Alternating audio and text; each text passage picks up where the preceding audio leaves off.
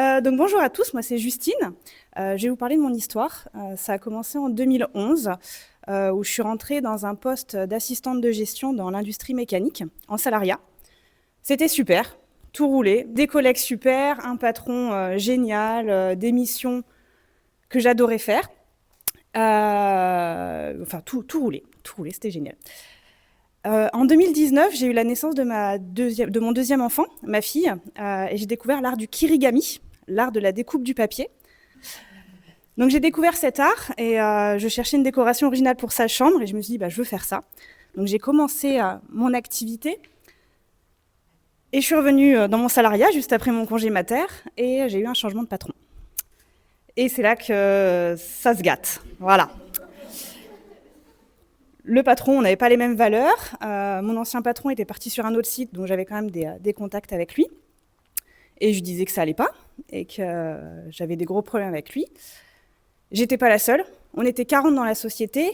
Il y en a 10 qui sont partis. Donc voilà, ils se sont dit, il y a un problème. 2020 est arrivé. Donc tout le monde connaît ce qui s'est passé en 2020.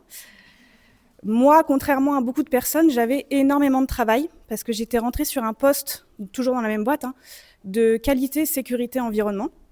Donc sécurité, à chercher des masques partout, à mettre des petites lignes dans les sociétés. J'ai même cousu des masques pour mes collègues en leur disant comme ça vous serez protégés. Parce que j'avais eu la bonne idée de donner tous les masques que j'avais aux infirmiers. Donc un petit peu dommage. Et ce qui m'a beaucoup posé problème, c'était ce patron qui ne me validait pas mes procédures, qui ne me permettait pas d'acheter des masques pour mes collègues. Donc j'ai fait un burn-out.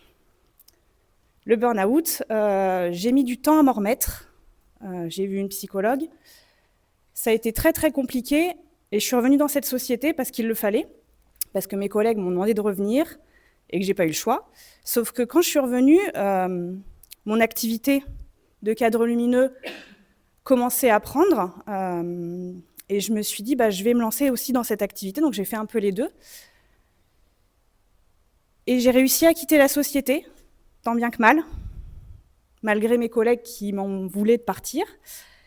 Et le soir où j'ai quitté mon bureau, j'ai été contactée par une autre société qui m'a proposé un super poste, qualité, sécurité, environnement. Rêvé.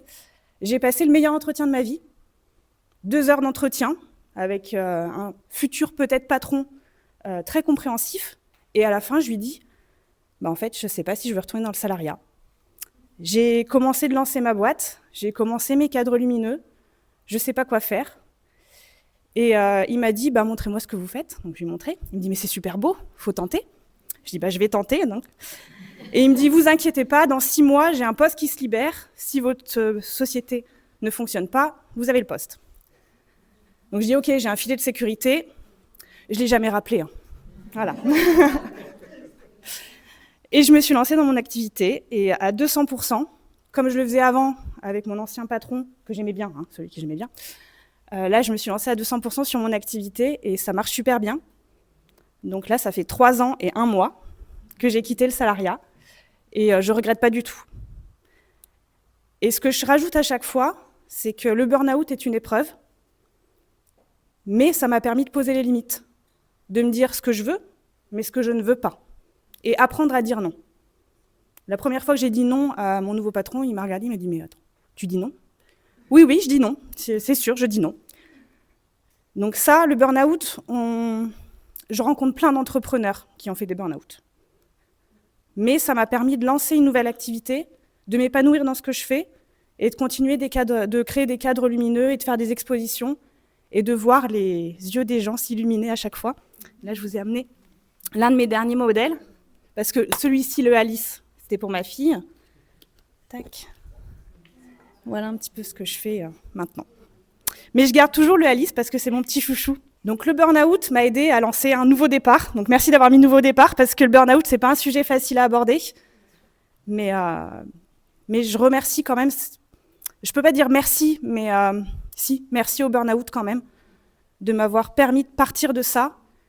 Et la petite victoire que j'ai eue, c'est quand j'ai quitté la société, une semaine après, mon patron se faisait virer. Voilà. Et tous les collègues, alors Sur les 30 qui restaient, il y en a 9 qui m'ont appelé pour me dire « Justine, il s'en va, reviens. Laissez-moi partir. » Et il est là ce soir. Non. Non, il habite loin, très très loin. Et il vaut mieux. Donc voilà, ma petite histoire.